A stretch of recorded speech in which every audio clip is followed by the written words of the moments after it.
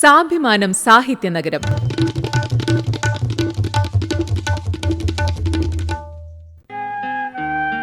സ്മൃതി.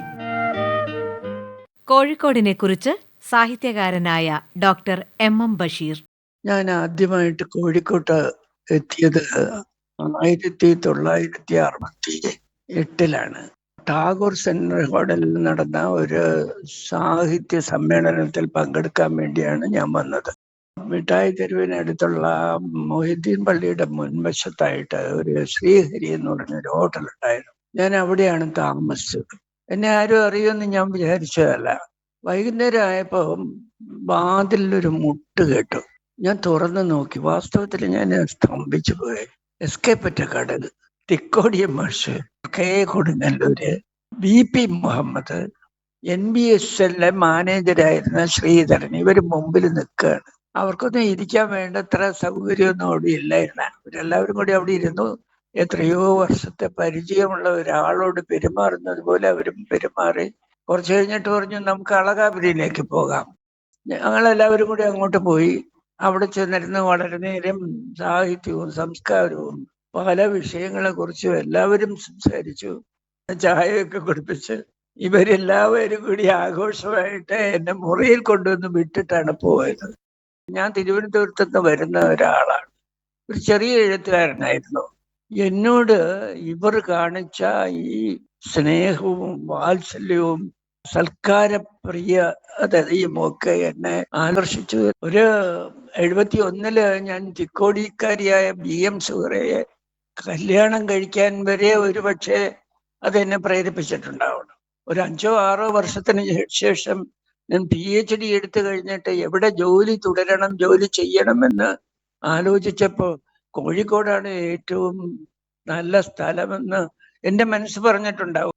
ഞാൻ കോഴിക്കോട് തിരഞ്ഞെടുക്കാൻ ഒരു കാരണം ഈ ആതിഥ്യ മര്യാദയും സ്നേഹവാത്സല്യവും ഒക്കെ ആയിരുന്നിരിക്കണമെന്ന് ഞാൻ ഇപ്പോൾ തിരിച്ചറിയുന്നു. കോഴിക്കോടുകാർ ഒരു പ്രത്യേക സ്വഭാവക്കാരാണ്. സത്യസന്ധമായി സ്നേഹമായിട്ട് വാത്സല്യത്തോടുകൂടി ആദരവോടുകൂടി മനുഷ്യരോട് പെരുമാറുക, ഇതൊക്കെ അവരുടെ സ്വഭാവത്തിൽ അലിഞ്ഞു ചേർന്നതാണെന്ന് എനിക്ക് തിരിച്ചറിയാൻ കഴിയും. കോഴിക്കോടിൻ്റെ ചരിത്രവും കോഴിക്കോടിൻ്റെ സംസ്കാരവും വേറെയാണ്. ഇവിടെ സാഹിത്യത്തോടും കലയോടും സംഗീതത്തോടും നാടൻ കലകളോടും ഒക്കെ ഉള്ള പ്രതിപത്തിയെ ഇവിടുത്തെ ജനങ്ങളുടെ സ്വഭാവവുമായി അലിഞ്ഞു ചേർന്നതാണെന്ന് എനിക്ക് തോന്നിയിട്ടുണ്ട്. 4:30 മണിക്കോ അല്ലെങ്കിൽ 5 മണിക്കോ ഓഫീസ് വിട്ട് വരുന്നവര് ഏതെങ്കിലും ഒരു ഹാളിൽ നടക്കുന്ന ഏതെങ്കിലും ഒരു സമ്മേളനത്തിൽ അവർ കയറി അവിടെ ഇരിക്കും.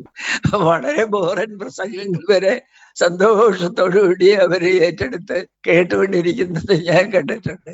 അത് ഇവിടുത്തെ മനുഷ്യരുടെ ആസ്വാദന മനോഭാവം. എഴുത്തുകാരോടും കലാകാരന്മാരോടും സംഗീതജ്ഞന്മാരോടും ഒക്കെ ഉള്ള ഒരു ആദരവ്, ഇവരെ ബഹുമാനിക്കേണ്ടതാണ്, ഇവരെ കേൾക്കേണ്ടതാണ് എന്ന ഒരു ഉള്ളിൽ തട്ടിയ ഒരു സംസ്കാരം കോഴിക്കോടിനുണ്ട് എന്ന് എനിക്ക് പണ്ടേ മനസ്സിലായിട്ടുണ്ട്.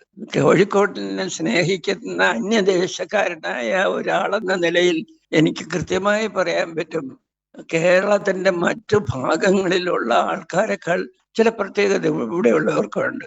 അവരോട് വഴി ചോദിച്ചാൽ വഴി അറിയില്ലെങ്കിൽ അറിയില്ല എന്ന് പറയും. അറിയുമെങ്കിൽ അവര് സമയമുണ്ടെങ്കിൽ നമ്മുടെ കൂടെ വന്ന് വഴി കാണിച്ചു തരും.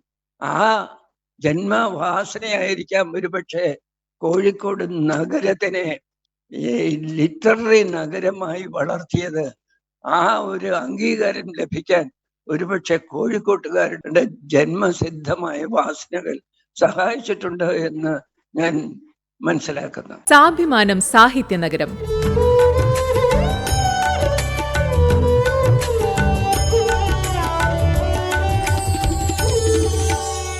സാഭിമാനം സാഹിത്യനഗരം ഇനി തിങ്കളാഴ്ച രാവിലെ 7:10.